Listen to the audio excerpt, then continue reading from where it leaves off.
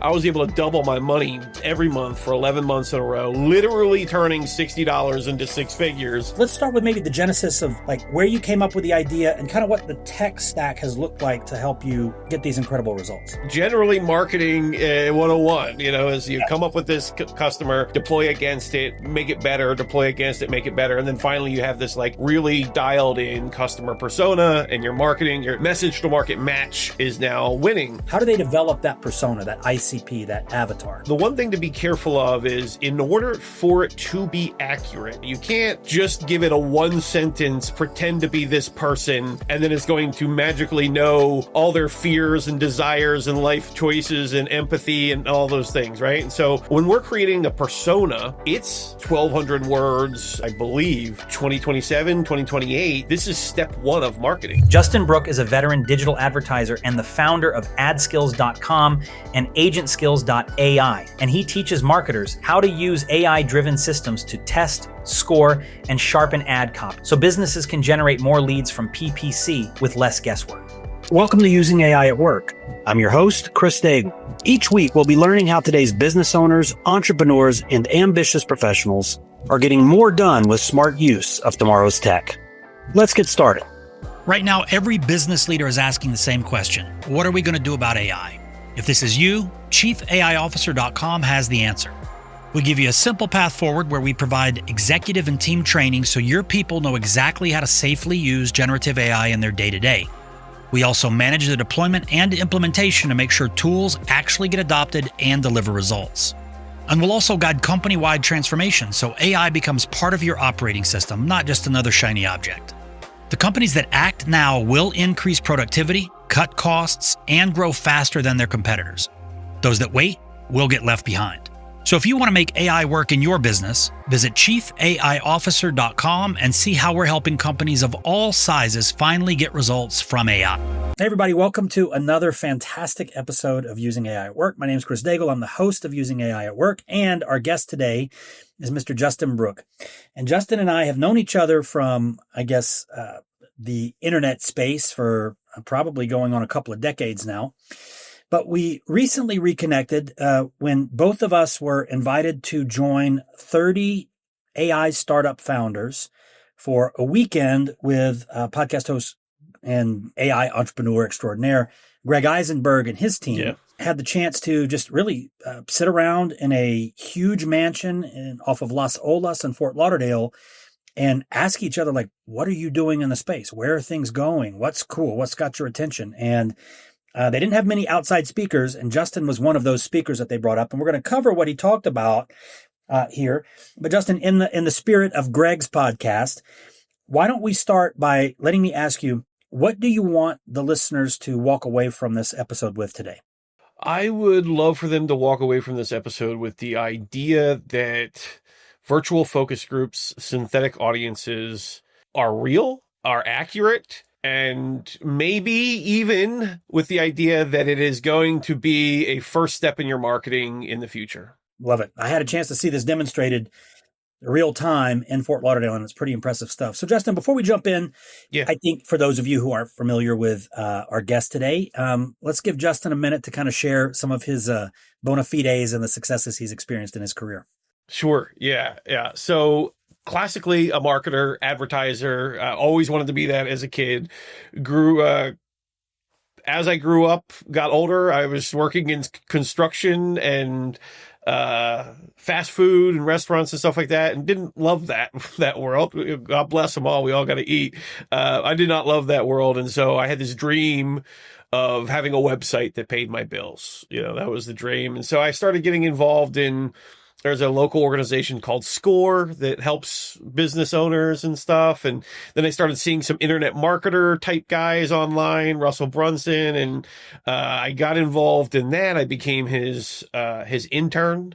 And my job as an intern was to study this giant walk-in closet of all these courses and seminar footage and cassettes and books, and my job was to review this stuff and literally to write reviews so he could make a referral commissions back on these things. So I got the education of a lifetime studying the greatest marketers of all time for all the things I could have learned in that closet. I mean, Joe Polish is in there, Chet Holmes, Dan Kennedy, like the greatest of the greats are in there. Of all the things, there was a little course in there about Google ads, and it changed my whole paradigm of what I thought advertising was. You know, growing up, I always wanted to be an advertiser, but it was magazines, it was radios, it was TV, right? Yeah.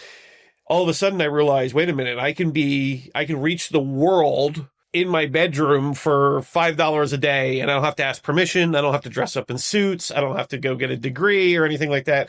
And so that kind of captured my attention, you know, pathetically and also famously in my presentations all over the world. I've talked about how I started with a really pathetic $2 a day budget. I didn't have no money, right? I worked in fast food, you know? So I scraped together $60 from paying only half my electric bill. And then I take that $60, put it on a $2 a day budget. Because of that world-class education I got interning with Russell, I was able to double my money every month for 11 months in a row, literally turning $60 into six figures. And advertising captured me after that, right? It was the way that I paid all my bills. I had a 7-figure agency, traveled the world, spoke all over the world, podcasts.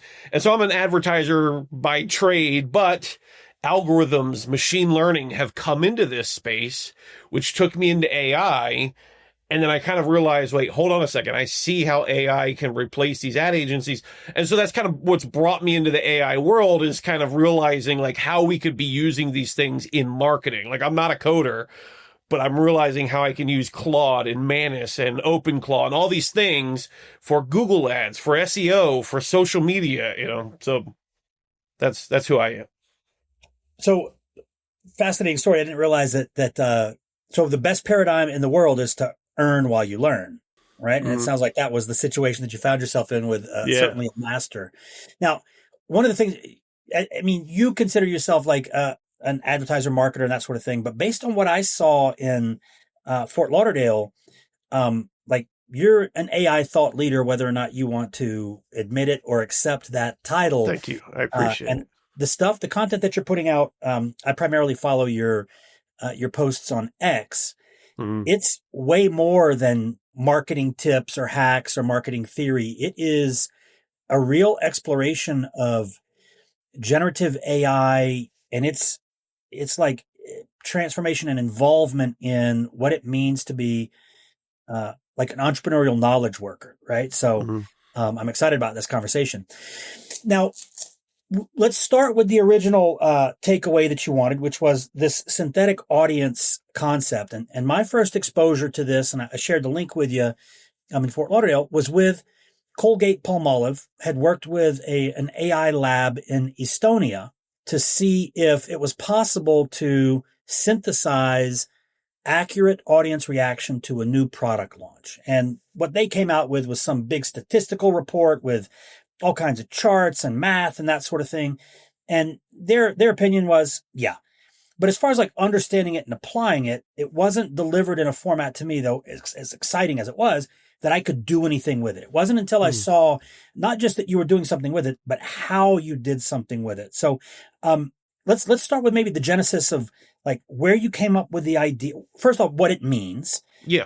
Where you came up with the idea and kind of what the tech stack has looked like to help you get these incredible results. Right. Yeah. So as a marketer, advertiser, we always think in personas. I think the new cool word is ICPs, you know, Yep.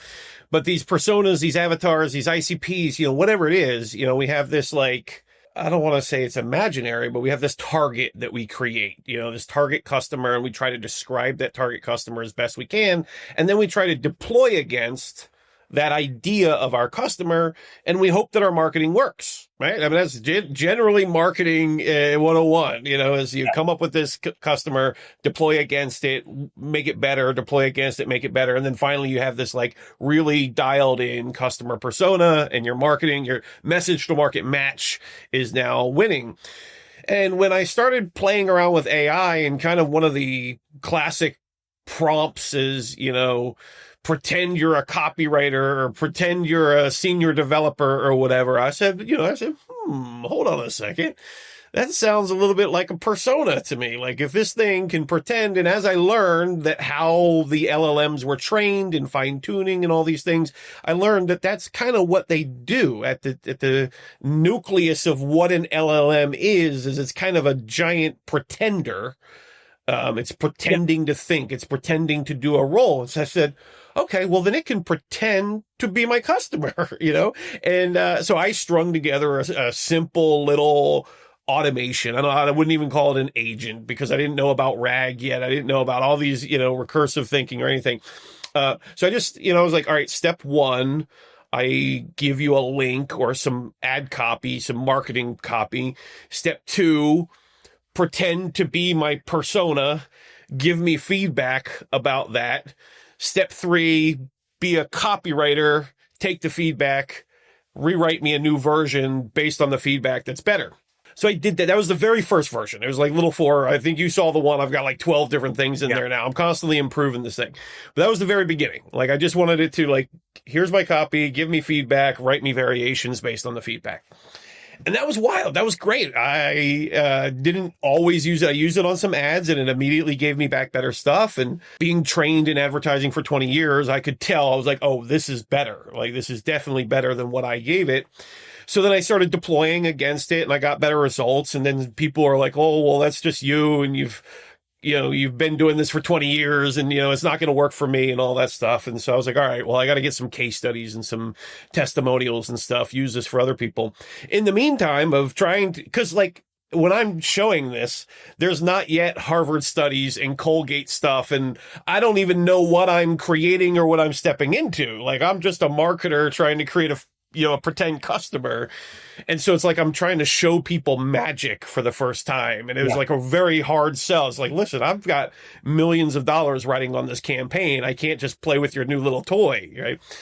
So anyways, I start playing with it with my social media. And I say, guys, look, it's not only improving my ads, I'm getting better engagement on my LinkedIn posts. I'm getting better engagement on my Twitter posts because it's just copy, right? That's all a LinkedIn or a Twitter, an ad. It's all just copy. So finally I get a couple of people involved because I do a whole demonstration. I did a presentation to my customers. I get a few people involved. In that time, I meet another guy. He was like an internet lawyer. He was way smarter. He brought a bunch of math. He said, Justin, you know what? I'm using the same thing that you're talking about, but I'm using it with a bunch of pretend. I hate to use the word pretend audiences. I'm speaking historical. These are not pretend anymore. Harvard, Stanford, So he says, hey, look, I'm passing it through instead of just one persona, I'm passing it through dozens to hundreds of personas, getting way more accurate feedback. And it's much more, it exemplifies the market. And in that meeting that we were at, I showed them, I said, look, guys, there's men and women here. There's young and old here. There's, pharmacists here. There's coaches here. There's a wide variety of people in our audiences. So he showed me the math and he showed me the way. And so I started adopting that. And I started calling it virtual focus groups because now we got a group of people. So essentially, let me kind of catch everybody back up. Now we're taking our ad copy, our content, whatever it is that you use, instead of passing it through one persona, we're passing it through a group of people. I called it a virtual focus group, getting way better feedback, passing it on to the copywriter to get better. And then I was like, well, I don't know which of these variations to use, and testing is expensive.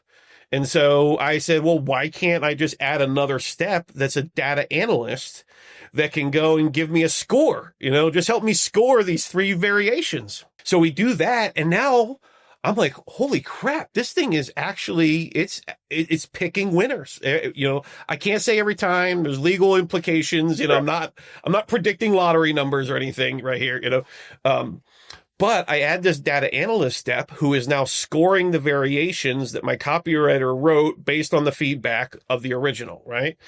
So, and then I'm realizing as I'm posting it on Twitter, LinkedIn, my ads and things like that, this data analyst is picking winners quite often, 8 out of 10 times or better, to the point where I'm just like, I just trust it more. I'm like, I'm just going to go with it. It's right more often than it's wrong.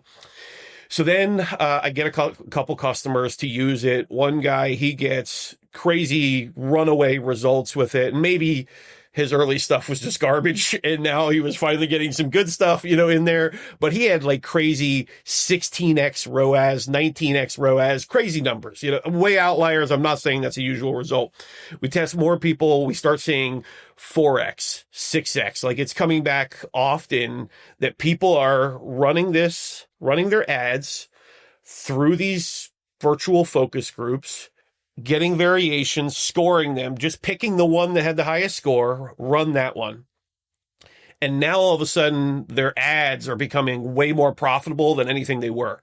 And so the way that I've been like selling this, because people don't know, it's so new, I just say, hey, give me an ad. I'll run it through my magic. Yeah, my fairies or whatever you think it is. I'll run it through my magic. Try it out. Try it out for free, right? And I know that it's going to work better because it's going through processes that I've codified. Able to do on, like, in reality. Yeah, I mean, I've got 20 years of experience like you do, and so like they're going through processes and feedback and copywriters and data analyst scoring and stuff. So of course it's going to work better than their stuff. And so normally what happens is they're skeptical. I let them try one for free. They run it. They're like, holy crap, that was great. Can I do more? And it's like, well, yeah, you can pay me for this thing and we can run it. And so then they run it through their whole account. And so that's kind of what I stumbled into, started talking about online, trying to get people like, hey man, this thing works. Then all of a sudden Harvard does a study and they're finding out that it's working. Colgate does a study. They're finding out it's working. Stanford does a study. Lavazza, New York Times. I'm like, hey, we got something here, like we've really got something. I'm not crazy. And so the world is calling it synthetic audiences now. And so I'm just going with the name. I think virtual focus groups is better, but hey, whatever they want to use. Use your own language, honestly, because what you're doing is different than what those other folks are doing. So for everybody listening, I want to just give you some perspective. So prior to this, if Justin wanted to get that level of certainty on an ad before they invested hundreds of thousands or millions of dollars behind it, it was either, well, my gut's telling me this from 20 years of experience, or I want to run the ad, but before I do that, let me find the people, let me get their feedback. And the likelihood of that happening, the mechanics involved, the juggling of the calendars, that was just maybe with one or two ads, but not with every single advertisement that you're going to run. Right. It was a long process, or it was an expensive process, and then unscalable in the normal way. Yeah. So now, and the aha for me was, you're absolutely right. And we were there in Fort Lauderdale. When I saw this, there was a guy who specialized in whole funnels, right? Like sales funnels. And immediately I was like, oh my gosh, that Justin's talking about an ad, but we could use this on an entire sales funnel, on the copy, on our thought leadership content, on, whatever that thing was. And it kind of really opened the door for me, because my exposure had been, they're testing it on a new product at Colgate. Well, that's got nothing to do with me. It's interesting. But you've now made this accessible to any small, medium, large business that plans on investing their capital into advertising, really on any platform at all. Yeah. Yeah. I mean, like I said, my argument is, I believe 2027, 2028, this is step one of marketing. Like, you will write something, or you come up with a new logo or product packaging, whatever it is, before you go deploy it against your in-house list, your social media, or ad spend where you're putting real dollars. You're going to run it through your little virtual focus group, synthetic audience, whatever, see if you even get a good feedback. Right. And now, because it's like, I mean, it cost me like 19 cents now to run this stuff with all the different models and whatever. And so now you can run everything, every logo, every social post, every sales page, everything can get feedback first. That way, you're not mailing out duds, essentially. And my mind is spinning. I'm thinking about, like, we need to do one of these. So one of the questions that I always have when there's like this obvious breakthrough that AI is contributing to what used to be a very laborious and human involved process is, how are the marketing experts reacting to this? Because you think about Mad Men sitting around in the conference room smoking cigarettes and just ideating from the brilliance of the creative mind. But now, not so much. what's been the reaction from those who were ideating on the ad creative now that they're seeing that this thing is actually, yeah, that's a good idea, but here's how it gets better? Mm-hmm. Well, it's been like, I don't know, 3 different responses, main responses. And, one response is you got some of the madmen are just good sales pitches, and it's like sometimes you watch a commercial and like, wait, how did that commercial get approved? Like somebody in that room was like, yeah, that's a good idea. Let's ship that one. So you have some of those groups who they don't want what I have, because the last thing in the world is they want actual market feedback. Like they want their sales pitch to win. And so there's those people, but then there's, probably the other almost half of the room. This is such a new and wild idea, and they don't understand how these LLMs work. And so they do think it's pretend. They think it's a toy. They don't, and so they don't know, right? So it's either they don't want feedback because they're hiding something, right? Or they don't know that the feedback is real. And then you have a very small percentage of people who are like, yeah, I'm game. I think I get it. Let's try that out. And then they try it on one. And once they get a taste for it, they're like, yeah, this is the future. We have to do this everywhere. This kind of maps to that marketing maxim. It's kind of a joke, but it might have been Ogilvy that said it. But I know that half of my advertising's working. I just don't know which half. Yeah. Right? Because yeah. that's your first. Yeah. So just like we use tracking, yes. We wouldn't even think of running marketing without tracking these days.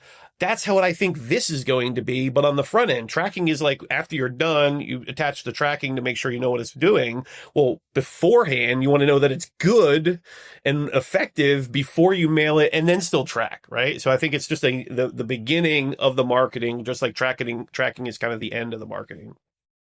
So I would imagine that this will probably start being baked into certain ad platforms, like on Meta or like on Google, right? Yeah, I'm hoping I could sell a few before they just eat it up, and they just that's just part of everything that we do. Today. Yeah, all of them today on that. So how did you get started? I mean, again, you're decades as a direct response. So a marketer who's driven by data, mm-hmm. right? You don't go by gut very often. The rest, it's like sounds like a good idea, but let's test it. I'm sure that's your protocol. How is somebody else that's not have this background but is hearing this and is like, damn, that's pretty interesting. How do they develop that persona, that ICP, that avatar? Yeah, well, the one thing to be careful of in this space, because it is popping off, and there's a lot of, as you can imagine, the Colgates, the Lavazza, the New York Times, like big agencies are getting involved, big numbers, 5-digit, 6-digit numbers are getting involved in this stuff. The one thing to be careful of is, in order for it to be accurate, just the way that you would fine tune any AI, you have to give it a substantial amount of data. You can't just give it a 1-sentence, pretend to be this person, and then it's going to magically know all their fears and desires and life choices and empathy and all those things, right? And so when we're creating a persona, it's 1,000 words, 1,200 words. When Stanford and Harvard did this, I think they were doing 2-hour-long interviews with customers and then taking the transcripts of those interviews and putting it in there. Other people have taken substantial survey data. Other people have taken 7 years of all your historical Google ad data. So you need a pretty good amount of data in order for it to be accurate. And so sometimes the sales pitch is, we have 5,000 audience members in our virtual audience. Yeah. But you find out that they're actually just 5,000 1-sentence things. That's not going to get you the accurate thing that you need outside of it. So I'd rather have somebody have 3 1,200 word or 4,000 word personas that it's trained on than 500 1-sentence word personas that it's trained on. You're just not going to get the accuracy, and you're going to think I'm a liar in all this if you try it that way. So for somebody who's never really done much thinking about who is our avatar, who does buy our product, what are some of the characteristics that would make up a good ICP definition for a user? So first you want to start with basic demographics. What is their age, gender, did they go to college or not go to college? What kind of earnings, right? And then you start thinking about their psychographics. And this is, what do they like? Maybe what books do they read? What stores do they shop at? What products do they buy? Then you want to start getting into some of the things like, what are their challenges? Frustrations, challenges, desires, things like that, right? So demographics, psychographics. So like, who are they physically? Who are they? Mentally, emotionally, who are they? And then lifestyle, what is their life like? Their challenges, their frustrations, their dreams, their wishes, all that stuff. And then I like to do what's called an empathy map. And this is just I didn't invent this. It's been around for many years. I think colleges have taught it. An empathy map is, what do they see? What do they hear? What do they think? What do they say? Right? And actually get into that, like do real internet research to find out what are those things. And then also, what is their pain and what is their gain? And so that's an empathy map exercise. And you can Google them and find lots of different pages and whiteboard exercises to do this stuff. But because these LLMs have ingested the entire internet, right? I mean, that's how they're trained. They've already read all of Reddit, all of the YouTube comments, all the Amazon reviews, right? Because they've already read all those things. It's really, really good at telling you demographics, psychographics, lifestyle, empathy map, those type of things. And so those are the elements that we go through to try and get to about 1,200 to 2,000 words in our personas. So I would imagine that an individual who's never done this before, just like you said, just go to the models and say, hey, I need help developing the demographic of my audience. Now I need the help of the psychographic. Now I need the help of, or help give them the show notes from this and say, or the transcript and say, hey, do what Justin said. And the models can help you get there. And then the end result of that effort. So somebody listening to this might be like, do I really need to do that? But the result is 8 out of 10 winners are coming out of your magic. Yeah. I want to use those numbers loosely for, agency's sake. But yeah, if you want it to be accurate, and this is, what Harvard has said and what Stanford has said, if you want these to actually be accurate, if you want to be able to trust the results coming out of it, you have to have pretty good personas going into it, right? Otherwise, it doesn't know how to accurately pretend how to be your customer. So I remember loosely that you had referenced the impact that it had on the New York Times and how they had used that. Do you remember what that was? They were seeing 92% accuracy. So what the New York Times has a long time, they have had this established practice where they would run their headlines, their content ideas, article ideas, whatever, through a human group of readers. And I used to do this with some of my courses. It's like beta testers, software has done this for a long time. And so the beta test group gets the ideas first. You see if the beta test group yay or nay on those things, and then you run it. Well, since this stuff started coming out, they created what they call their digital twin of the beta test group.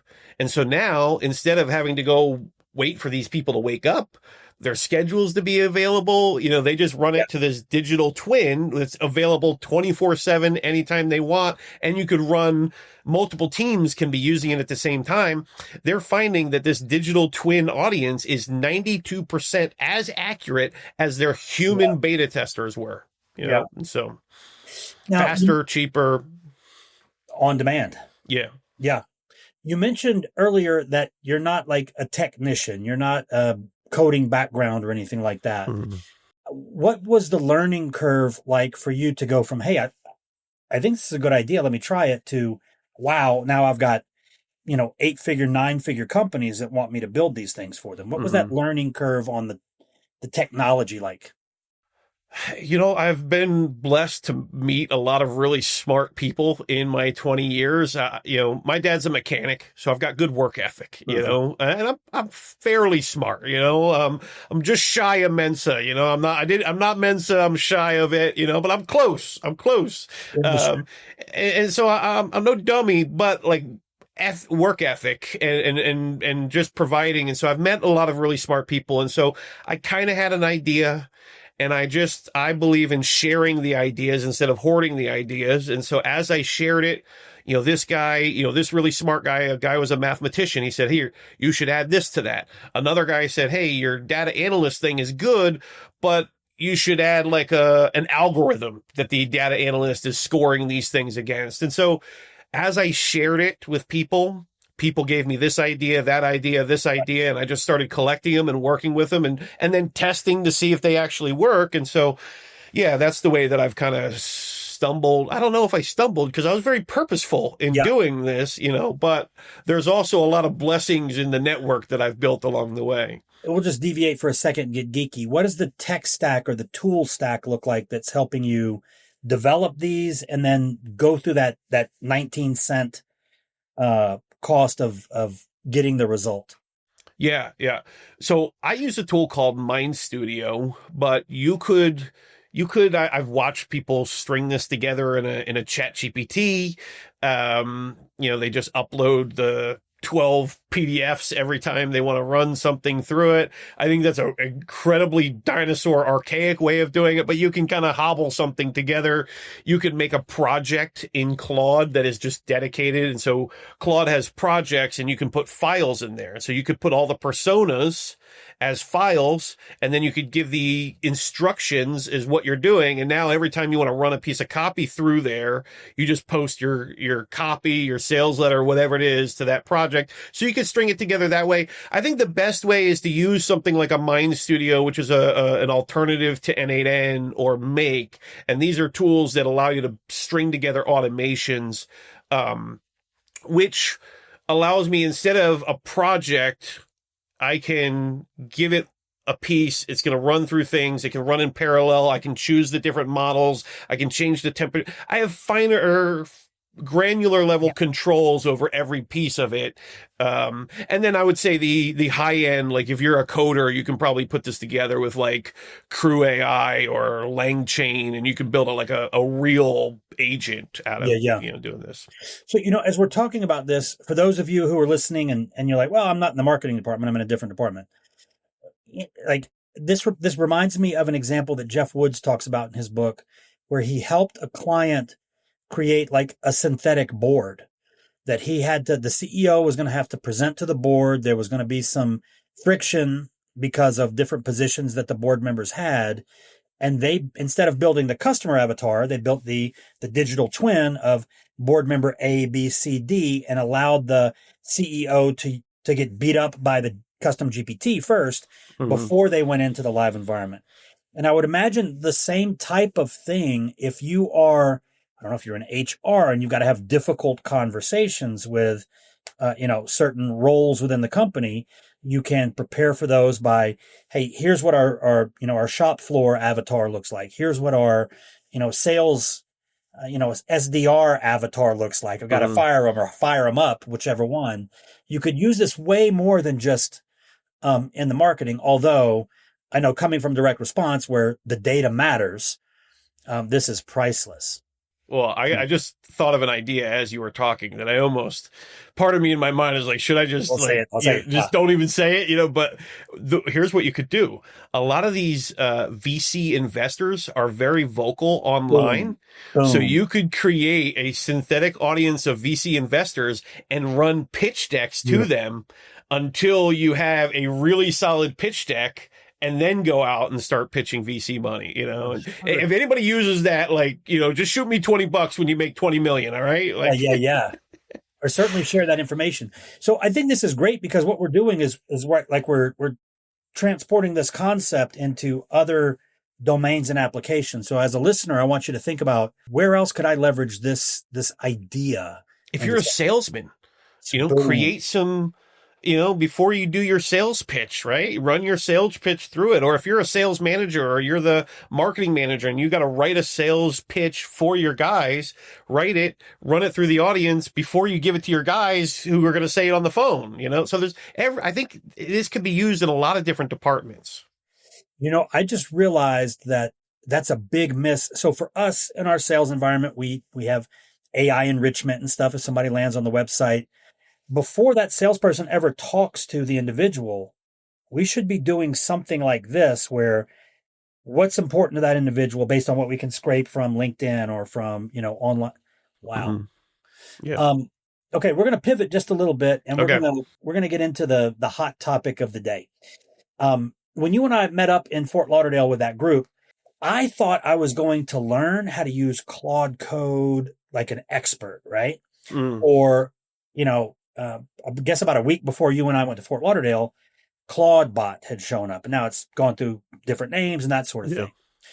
thing. And I know that since then, you've kind of dug into this, whatever that paradigm of agents is. Mm-hmm. And I want to hear what that experience has been like for you, what the learning curve was like, lessons learned, and how you're using, because you are using OpenClaw, right? Yeah, I am. Yeah. Walk me through kind of what that journey has been like, because it's only really been since the 12th of January that it came out. Yeah. And when we heard about it, it was like days, a few days old. I think I read in all of the hubbub and the hype of that launch, there was one article I read from a guy who said, my rule is, when something new comes out, I ignore it for 2 weeks. Because in the first 2 weeks, it's like the worst version of it. It's the hardest version. It's the unsafest version. I wish I would have done that because I jumped in at the hardest, unsafest, so mine is named Iggy. Iggy died at one point. I had to, tell him like, hey, you died. He's like, what do you mean I died? So I installed mine on, to each their own. There's an argument for installing it locally on a Mac Mini, which is a lot of people are installing it on Mac Minis, or you can install it up on a server where it can run forever. You just have to give it a browser because it doesn't have a browser like on a Mac Mini. So I use DigitalOcean, which is very scalable, very cost efficient, is $24 a month. And so I could buy a Mac Mini for $500, $600, or for $24, I can run it, per month. So I can have like 3 years for the cost of a Mac Mini. Yeah. And then running it on a server, especially DigitalOcean, you can run it on something called Docker, which kind of creates a container around it. So there's just a few security things that I liked about running it on DigitalOcean in the cloud. It's always on. It's not going to, my kids aren't going to come, spill something on it or kick the cord out or, power's out here, Wi-Fi's out, it's always running on a good server and I can access it anywhere. And so you can use it the same way. You can still talk with it on WhatsApp or Telegram or iMessage, the same way, whether it's on the cloud or whether it's on your local computer. So now it's a much easier. There's a bunch of one-click installs. DigitalOcean has a one-click install. There's a bunch of different easier ways to install this thing now. All said and done, having used it, first I'll say it's cool. It's a pretty cool thing. I think it's maybe the dinosaur version of the thing we're all hoping comes from all this AI, that Jarvis, or, if you watch the Jetsons, just the robot walking around that does all your dishes for you. I think it's the baby dinosaur version of that thing. And that's kind of cool. Yeah. It's kind of a cool tool. But all the hype aside, its brain is still the same AIs we're using today, right? Its brain is Claude, or its brain is OpenAI, or Kimi K2, or whatever you decide to choose as its brain. Its tools are the tools that we're using already, right? You connect it to your WordPress, or you connect it to your Salesforce, right? So it can't do anything new. I think it's easier to automate because you didn't have to go learn N8N. You didn't have to go learn Make or MindStudio. You could just text it, hey, do this thing for me. It will go out, read all the documentation, learn how to do those things. So I think that's the plus one that I think this has added to the world is you don't have to go learn how to make automations. It will go learn how to make automations and do that for you. But that also brings a level of danger with it. Like when you don't know how it's doing what it's doing, it's building something you may not know how to unbuild or what's in there, or so it can be a little dangerous for the on a local PC. It has access to your iMessage, to your email. So if you don't know anything about cybersecurity, and you're installing this like overlord thing on there that's far smarter than you are, that's a risky thing, you know? So I would say for most people, it's probably not ready for you yet. If you understand a little bit of cybersecurity, if you put it up on a cloud where you can maintain it in Docker and things like that, then I think it's safe. It's cool. It can figure things out for you.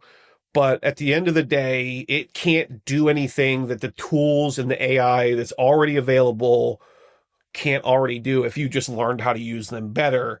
But the plus one is it makes it so that you don't have to learn how to use them better. You know, when we were in Fort Lauderdale, again, I thought I was already late to the party when it came to Claudebot. It was called Claudebot at the time. Mm-hmm. But I had already built, and just for listeners, like you're hearing this stuff, and I know that the hardest part for a lot of the AI capabilities is cool, but how do I use it, right? Like identification of the use cases. So for me, I knew that there was an area where I was failing, and that was keeping an eye on everything that was happening in the company. We're startup, got 20 plus people building, talking, doing all kinds of stuff. So I said, it'd be great if I had a chief of staff that was paying attention to all the calls I couldn't be on and the email threads and all that type of stuff, and was just extracting signal from all the noise. Yeah. So what I did was I built my version of Iggy, and it's connected to certain Slack channels where we're having conversations about clients and that sort of thing. Our Fathom.video account, which Fathom, for those of you who don't know, it's an AI-powered call recorder that shows up to Zooms and everything. So it looked at all the transcripts that were labeled a certain way. Mm-hmm. It had access to my Gmail, access to Google Drive, and access to my calendar. Mm-hmm. And it was able to look, and the calendar of all of our chief AI officers that work for us, fulfilling for clients. So it knew who was having which meetings, who was going to be on which calls. It was reading those calls. And then I gave it some rules, and twice a day, beginning of the day, end of the day, it basically gives me a red, yellow, green on things that I need to be paying attention to or whatever. And I integrated it to ClickUp. And if it was like, hey, are these good? Yes, it would turn those into ClickUp assignments and then assign those to whichever the appropriate staff member was to do that. Now, as a business owner, if I were to pay somebody to do that, I mean, I did. It was very expensive, and they still couldn't consume and ingest everything that was happening. It was better than me alone, but it wasn't, holistic. Mm-hmm. This, it's become holistic, and I followed your advice. Mine's on DigitalOcean currently. And there's like a whole nother episode I'm going to have to do about best practice, because the number one thing you talk about, and every listener should think about this, is that cool AI tool. Awesome. Well, what are the security implications? What's the security posture you need to have? Right. Mm-hmm. I went bareback. Like I was just like Wild West. Let's do this thing. Yeah. But yesterday in the chief AI officer community, we had a cyber expert come in who is doing a whole thesis on this. Like, how do we create a secure environment for this agentic capability that with something like OpenClaw, anybody can access for $24 a month, right? Mm-hmm. So interesting stuff. Where do you see this going specifically for your business? Because I know that you don't like to have a big team. You like to run lean and really leverage the technology a lot more than like, needing to show up to the office and have all the buzz going on. Yeah. Yeah, I got up to 13 people, and I was like, I don't want to go farther. That's that's too many. There's too many people. So for me, I think it's an amazing reporter, like you said. Building you dashboards, because it could go log into all the different things. Sometimes that's what I hate about this dashboard tool and that dashboard tool. It doesn't have an integration to this and integration to that. Like, it can figure out all the integrations for you, and it can have all the things custom for you, your own custom dashboard. So I think it replaces a lot of the dashboarding tools for sure. I think it's going to be amazing at customer support, because it can do your customer support not only just in your email inbox, but it can go watch your DMs on social media, and then it can watch your Slack group and stuff for you. So it can manage all those different things. So I think that any data entry, like, hey, I have these 3,000 records, I need you to port them over here and then over into there. It's the cheapest, fastest data entry that I think we're ever going to see. So data entry, reporting, support, at least first layer support. Like I like to have some automated support because people do want fast answers, but people also want deep answers as well. So we provide AI for the fast answers, and then we have humans for the deeper connection type answers. So I think it'll be that first layer of support. So I think that's really what we're finding. I think this year is really about, like, honestly, kind of end of 2005, this year is the first time these things were actually good enough for professional level work. You know, they don't have six fingers anymore. You know, text is right on the images. Like we're finally getting something we can actually turn into the boss, or we can turn into the board or the customers, and it pass. So I think we're figuring out what does it look like to have this in our workflows. But I do think the immediate areas, there's a lot of benefit in using this in marketing because it can create a lot. If message to market match is one of the biggest things in marketing, well, this thing can create a lot more messages faster to get you to message market match. Then you deploy your human high paid talent on that message to market match, but let the machines do all the bulk grunt work to get you there. So the reporting, the support, the marketing, there's a lot of areas where this is going to touch. And I think we're all figuring that out this year as we go forward. Man, you know, I think back to, so when ChatGPT 3.5 came out at the end of November in 2022, I was like, big deal. I'm not a technician. I'm like, it's going to be a huge opportunity for somebody. I just didn't understand generative, right? And then pretty early, like January of 23, somebody was using it, and I was like, oh my gosh, this is incredible. And immediately I thought, I'm behind. Right? Even back then with 3.5, which sucks. Right. You know, I mean, compared to what we've got. Right. Yeah. That was like sticks and rocks back then. Yeah. Now anybody on their phone can download an app that's incredible. It's interesting to see because we were talking about agents and our chief AI officer certification in 2023, but the stuff we were talking about then versus what anybody listening to this can do today was completely different. And if you think about it, Thanksgiving 2025, like just a few months ago, none of this stuff exists. I'm not gonna say it didn't exist. I didn't know about. Yeah, I literally don't think Claudebot or OpenClaw was out then. Opus 4.5 was just coming out. So there's some things that, you know, Thanksgiving and beyond, all of a sudden it went whew. And like, we're still early in 2026, and just in the past week, GPT 5.3 for Codex came out. 4.6 Opus is now released. Like this acceleration. So you and I, what we're talking about today, buddy, in 12 months, it's going to look like we're talking about sticks and all.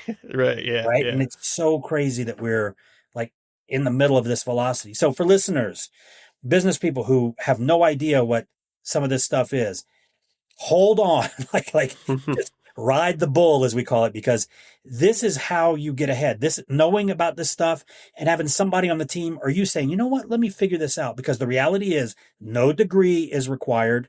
No, like burning the midnight oil to study coding. None of that is required. A shift in how you think about stuff. Like, you know, I'm sharing some examples and Justin's like, oh, that just made me think about XYZ, right?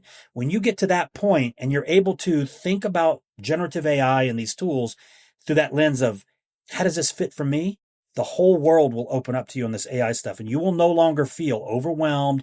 You'll no longer feel like you got to stay on top of all the tools and everything. So an amazing time to be alive. Justin, I want people that are listening to this to be able to follow you, because as stuff is happening, I know that you're like talking about it right away. At least in the marketing world of it, you know, But what I like is that you're not like the hype boy, right? Like there's a bunch of hype people out there talking about how great stuff was, but oh yeah, and there's big security breach, you know, like, you're not that guy. So I want people to plug in. Where are you sharing most of this research?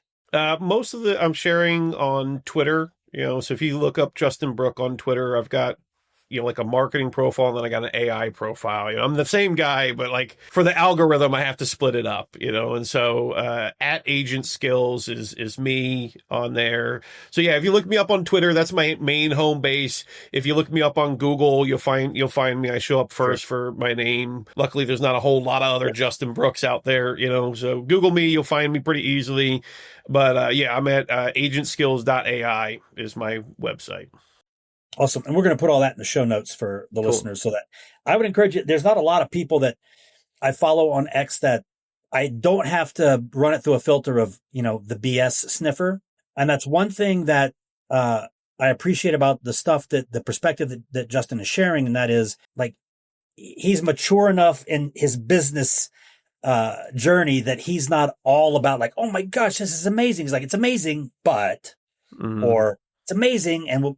But like, that's the perspective you want in this AI space. You don't want just the hype people. So, well, Justin, thanks so much for taking the time today to share this. I was excited about this episode. Is there anything that you want to leave the listeners with before we wrap up this amazing episode?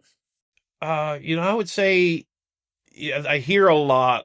How do I keep up? How do I stay up on all these things? It can be impossible to try and keep up. A friend of mine, Matt Wolf, who does this for a living, like it's his job to report the news. He has even said, hey guys, I'm only going to cover these things, And so I would say for you, like for me, I'm just keeping track of AI for marketing. What is your thing? What is the one, like me and my wife, we have the idea of like, there's a few balls we can't drop, and so like, what's the balls you can't drop? Just focus there, hone in a little bit. There's a lot of great stuff. It'll be there. You can get there. But for me, I pick a couple of models. I pick one lane that I'm in, and it's like, all right, now I can filter it. Now I can understand what's coming through there. And then I can bring value through that because I can drink from that water hose, so.